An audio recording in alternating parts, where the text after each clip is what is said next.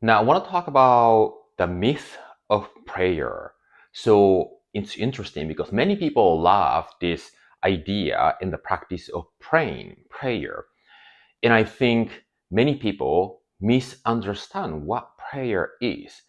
And one of the most important, if you haven't had a chance to watch my very first YouTube video, the loss of contact with the whole, that is the topic, but the title is the only one things that humans make humans suffer. Yeah. And I started the whole YouTube channel journey for myself by expressing the most important thing that is the fundamental reason that many people are living the way they're living. Many people are living as if or feeling something is missing. Many people are living feeling subconsciously not worthy enough. And many people are living from the circumstance, not from their vision. Many people are living through what they can see in the physical eyes, not from they can imagine from their inner eyes. And if we are a creator, we must change that pattern to begin living from the inside out. So the most important thing that we need to keep in mind is to understand that the human life is a journey of remembering. What are we remembering? We are remembering that we are one with source. And we are remembering and also accepting the idea that realization of the self that we are much, much bigger than the body and the mind. So the reason that I'm going back to this topic is because when you begin misunderstanding who you are, that is going to reflect what prayer means to you. Let me share a little bit about the wrong way of doing the prayer. If you're praying to God, you're doing prayer in a wrong way. And a wrong way means that it is not going to work. Because prayer, when we understand who we are, God lives inside of us. Now, I'm at the point where I'm very comfortable with using this term God, although I'm aware that people have different ideas about it. If you want to call it source, if you want to call it universal intelligence, if you want to call it the creator, whatever that resonates and works for you. And the reason that I'm saying this way is because if you don't like the term God, or if you cannot resonate with the term, you will begin having a little resistance, and that prevents you from internalizing and accepting the whole process. So it's important to choose the language that gives you a minimum resistance so you can absorb that content in a way that serves you. Okay, let's come back to the prayer. So if you are praying to God, let's say, okay, let's come back a little bit. Let's go back a little bit. When do we pray? If somebody has, unless you have a practice, right? Because if you go to the Middle East, maybe they have sort of like a ritual of praying. If you go to a Native American, they might have this ritual of ceremony of praying, right?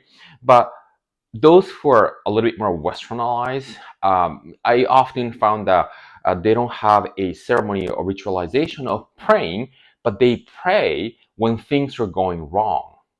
Yeah, they pray when the life is falling apart or when there's a pain exists in their circumstance, including their body. Yeah. So then what happens for most people who are in that bubble is that they start praying to God as if the God is out in the heaven. So first of all, they kind of tend to think the heaven is up in the sky or somewhere around there, right? Inside of the cloud or whatever. And you start praying to God, right? So I personally am not a big fan of praying to, because if you start praying to, it indicates duality. Duality means that the moment you pray to God, this is going to be so good. The moment you pray to God, you are demonstrating separation between God and you.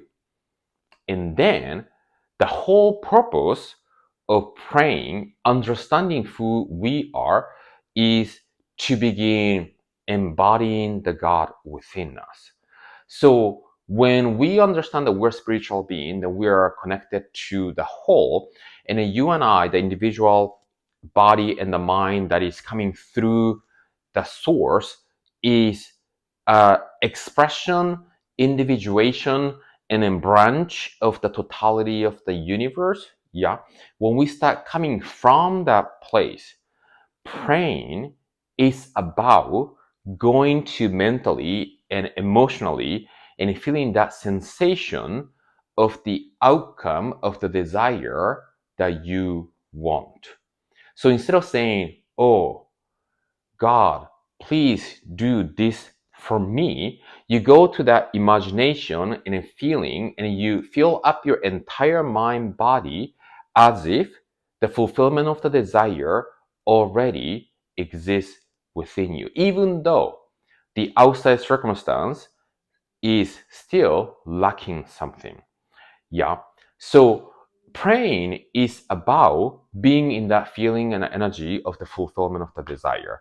And then when you start understanding that alignment of the mind into the essence, because there's nothing that's missing in the essential realm, then you start realizing who you truly are, which is the absence of lack.